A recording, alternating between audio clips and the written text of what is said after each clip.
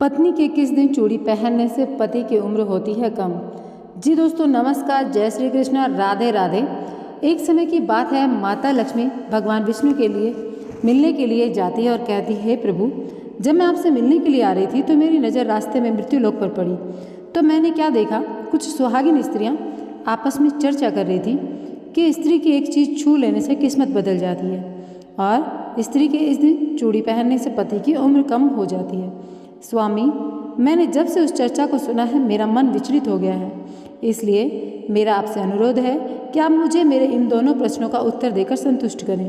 भगवान विष्णु ने कहा, हे देवी, मैं तुम्हें तुम्हारे इन दोनों प्रश्नों का उत्तर एक छोटी सी कहानी के माध्यम से दूंगा, मगर मेरी एक शर्त है कि जब तक मैं कहानी तुम्हें सुनाऊं, जब तक तुम मन लगाकर यह कहानी पूरी सुनना, क्योंकि आधी अधूरी कहानी सुनने से आधा अधूरा ज्ञान ही प्राप्त होता है जो किसी काम का नहीं होता।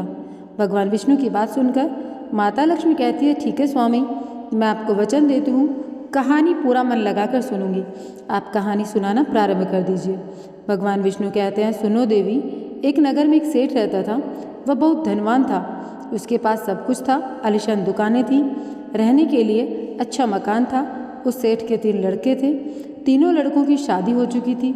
सेठ की 3 बहुएँ थीं, उनका स्वभाव बहुत ही अच्छा था, अपने सास ससुर और पति की खूब सेवा किया करती थी, इसलिए घर में सुख शांति का वातावरण था। सेठ के बड़े लड़के का स्वभाव अच्छा नहीं था, इसलिए सेठ के बड़े लड़के की उसके माँ बाप के साथ बनती न थी, इसलिए सेठ ने बड़े लड़के को धन नहीं दिया और अपने दोनों छोटे लड़कों को और तीनों बहुओं में बांट दिया था, जिसकी वजह से बड़े लड़के की आर्थिक स्थिति अच्छी नहीं थी।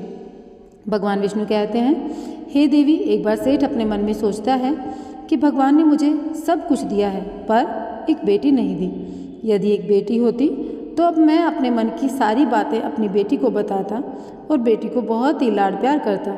भगवान विष्णु कहते हैं, देवी, सेठ अपनी सेठानी के साथ में अपना जीवन जी रहा था, मगर एक बेटी की कमी सेठ को हमेशा महसूस होती रहती थी।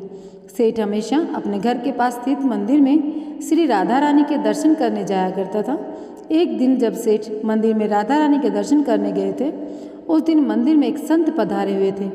सेठ को उदास देखकर संत ने सेठ से पूछा, तुम उदास क्यों हो? तो सेठ बोले, महाराज, मेरे घर कोई बेटी नहीं है, इसलिए मैं उदास हूँ। फिर संत मुस्कुराए और बोले, यदि जीवन में किसी का अभाव है तो उसकी जगह भगवान को बिठा लेना चाहिए। सेठ बोला, महाराज, मेरे तो कोई बेटी नहीं है, तो मुझे क्या करना चाहिए?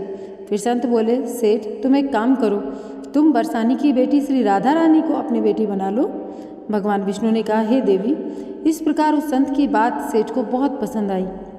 उस दिन राधा रानी का एक बड़ा सा चित्र मंगवाया, उसे अपने कमरे में लगा लिया।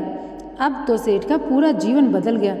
वह उठते बैठते सोते जागते श्री राधा रानी को अपनी बेटी मानकर उनसे ही अपने मन की बातें करने लगे। और इतना ही नहीं, सेठ को अपनी राधा रानी की हर बात बताने में बहुत आनंद आता था। इस प्रकार सेठ की राधा रानी में ऐसी लगन लगी कि जब भी वे दुकान पर जाते थे तो श्री राधा रानी को भोग लगाकर प्रसाद पाकर ही जाते थे, और शाम को जब वापस आते थे तो उनसे बातें करके भोग लगाकर ही प्रसाद ग्रहण करते थे। भगवान विष्णु कहते हैं, हे देवी, जब उस सेठ ने राधा रानी को अपनी बेटी के रूप में स्वीकार किया तो सेठ हर समय प्रसन्नचित्त रहने लगा। जब भी सेठ से कोई पूछता, तुम्हारे कितने बच्चे हैं, सेठ हमेशा यही कहता, मेरे 3 बेटे 3 बहुएं और एक बेटी है।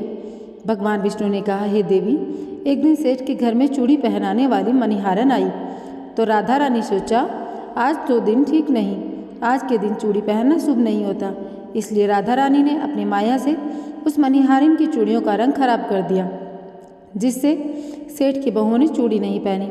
मणिहारन को वापस भेज दिया। उधर जब 2 दिन के बाद में वही मणिहारन उन चूड़ियों को देखती है तो चूड़ियाँ सुंदर हो जाती हैं। फिर मणिहारन उन्हीं चूड़ियों को लेकर के सेठ के घर वापस आती है तो सेठ की तीनों बहुएं चूड़ी पहनती है और बाद में राधा रानी भी चूड़ी पहनने के लिए प्रकट होती है। जब राधा रानी प्रकट हुई तो मणिहारिन ने जब राधा रानी का स्वरूप देखा तो मणिहारिन उन्हें देखते ही रह गई। फिर राधा रानी मणिहारन से कहने लगी, मुझे भी चूड़ियाँ पहनाओ। उधर राधा रानी की बात सुनकर मणिहारिन के मन में विचार आया कि हो सकता है सेठ जी के घर में कोई मेहमान आए हों, क्योंकि हमेशा तो मैं जब भी इस घर में चूड़ियाँ पहनाने आती हूँ, सेठ की केवल 3 बहुएं दिखाई पड़ती हैं जो हमेशा से चूड़ियाँ पहनती थी, मगर आज यह चौथी बेटी नजर आई है। लगता है कोई मेहमान होगी। भगवान विष्णु कहते हैं, हे देवी। फिर ऐसा सोचकर उस मणिहारन ने राधा रानी को चूड़ियाँ पहना दी। अब उसके बाद में क्या होता है कि अब राधा रानी चूड़ी पहन करके एक ओट में जाकर अंतर्ध्यान हो गई। सभी को चूड़ियाँ पहनाकर मणिहारन हमेशा की तरह चूड़ियों का पैसा लेने के लिए सेठ जी की दुकान पर चली गई। फिर मणिहारिन को देखते ही सेठ कहने लगा, लगता है घर पर चूड़ियाँ पहनाने गई थी। तुम हमारी तीनों बहुओं को चूड़ियाँ पहना कर आई हो, यह लो तुम्हारे पैसे। तुम्हें देखकर ही मैं समझ गया कि तुम दुकान पर पैसे लेने के लिए आई हो। फिर सेठ ने मणिहारिन को हर बार की तरह जितने पैसे देने थे उतने ही पैसे दे दिए। तो मणिहारन कहने लगी, सेठ जी इस बार तो मैंने 3 जनों को नहीं बल्कि 4 जनों को चूड़ी पहनाई है, इसलिए अब की बार मैं ज़्यादा पैसे लूँगी। भगवान विष्णु कहते हैं, हे देवी। मणिहारन की बातों को सुनकर सेठ कहने लगे, हमारे घर में तो 3 बहुओं के अलावा तो कोई चौथी है ही नहीं, फिर तुमने चूड़ियाँ किसे पहनाई? तो मणिहारन कहने लगी, सेठ जी मैं नहीं जानती, लेकिन मैं तो सिर्फ इतना जानती हूँ कि मैंने तो आपके घर में 4 जनों को चूड़ी पहनाई है। फिर इस प्रकार मणिहारन को बात को सुनकर सेठ कहने लगा, ठीक है, पहले तो तुम 3 जनों के पैसे ले जाओ, बाकी के पैसे मैं पहले घर पर जाकर बात करूँगा कि चौथा कौन है जिसे तुमने चूड़ी पहनाई। मणिहारन बोली, ठीक है सेठ जी, पहले आप घर पर पता कीजिए, उसके बाद मुझे पैसे दे देना। और ऐसा कहकर मणिहारन सेठ की दुकान से चली गई। भगवान विष्णु कहते हैं, हे देवी। शाम को सेठ जी जब घर पर पहुँचे तो उन्होंने घर पर मणिहारन के बारे में पूछा। उनकी बहुओं ने कहा, केवल हम तीनों ने ही चूड़ियाँ पहनी थी। तो सेठ कहने लगा, यही बात तो मैंने मणिहारन को काफ़ी समय तक समझाई कि हमारे घर में केवल 3 जने हैं, चौथा कोई है ही नहीं जो चूड़ी पहनता हो।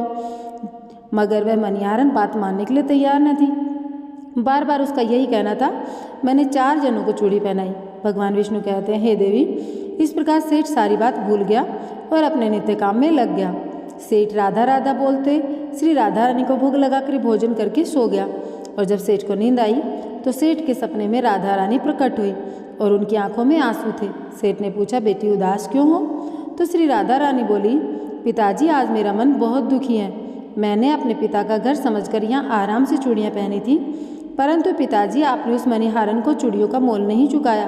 पिताजी आपने मुझे बेटी तो बना लिया, परंतु आपको मेरी याद नहीं आई, आपने मुझे भुला दिया, इससे मैं बहुत दुखी हूँ। भगवान विष्णु कहते हैं, हे देवी। फिर इतना सुनकर सेठ सपने में रोते हुए बोला, बेटी मुझे क्षमा कर दो, मुझसे बहुत भूल हो गई। सेठ तुरंत ही नींद से खड़ा हुआ, उसकी आंखों में आंसुओं की धारा बह रही थी। सेठ ने तुरंत पैसे निकाले और मणिहारन के घर की तरफ चल दिया। सेठ ने मणिहारन के घर का दरवाज़ा खटखटाया। मणिहारन ने दरवाज़ा खोलकर देखा तो सेठ जी खड़े थे। मणिहारन बोली, सेठ जी इतनी रात को आपका कैसे आना हुआ? और फिर मणिहारन सेठ को अपने घर के अंदर ले गई। सेठ की आंखों में आंसू थे। फिर सेठ मणिहारन से कहने लगा, तुम्हारे जैसा बड़भागी कोई नहीं है, तुम तो बहुत भाग्यशाली हो। तो मणिहारन कहने लगी, सेठ जी ऐसा क्या हुआ? तो सेठ बोला, मैंने राधा जी को अपनी बेटी बनाया है, परंतु मैंने उन्हें कभी भी अपनी आंखों से नहीं देखा, लेकिन तुमने आज उन्हीं राधा रानी को अपने हाथों से चूड़ियाँ पहनाई है। आज तुम्हारे जैसा भाग्यशाली इस धरती पर कोई दूसरा नहीं। मैं तुम्हें अपनी बेटी की चूड़ियों का मोल चुकाने आया हूँ। और यह कहकर सेठ ने रुपयों से भरी हुई थैली मणिहारन के सामने रख दी और कहा, इसमें से जो भी लेना है ले लो। भगवान विष्णु कहते हैं, हे देवी। जब मणिहारन ने सुना कि स्वयं राधा रानी उससे चूड़ी पहनने आई थी तो मणिहारन की आंखों से भी आंसू की धारा बहने लगी। मणिहारन बोली, सेठ जी मैं राधा रानी चूड़ियों के पैसे कैसे लूँ? ऐसा सौभाग्य किसे मिलता है जो मुझे मिला, और मैंने राधा रानी को अपने हाथों से चूड़ियाँ पहनाई। मैं आपसे बिटिया राधा रानी की चूड़ियों के पैसे कभी नहीं लूँगी। भगवान विष्णु कहते हैं, हे देवी। परंतु सेठ नहीं माना। सेठ ने रुपयों से भरी थैली मणिहारन के घर पर रख दी और वहाँ से सीधे घर आए। अपनी पत्नी को लेकर श्री राधा रानी के मंदिर चले गए। उस दिन के बाद से सेठ जी ने अपना सब कुछ छोड़कर संन्यास ले लिया और अपना शेष जीवन राधा रानी के मंदिर में राधा रानी की भक्ति करते हुए बिताया। भगवान विष्णु कहते हैं, हे देवी। इधर सेठ मंदिर में राधा रानी की भक्ति में खो जाता है और अपनी पत्नी के साथ मंदिर में रहकर राधा रानी की भक्ति करने लगता है। उधर राधा रानी बड़े लड़के के सपने में पहुंच जाती है और कहती है, तुम अपनी माँ की सेवा नहीं करती हो, इसलिए तुम्हारी ऐसी स्थिति है। तुम आज से ही अपनी माँ के चरण छूना आरंभ कर दो, रातारात तुम्हारा भाग्य बदलना शुरू हो जाएगा। भगवान विष्णु कहते हैं, हे देवी।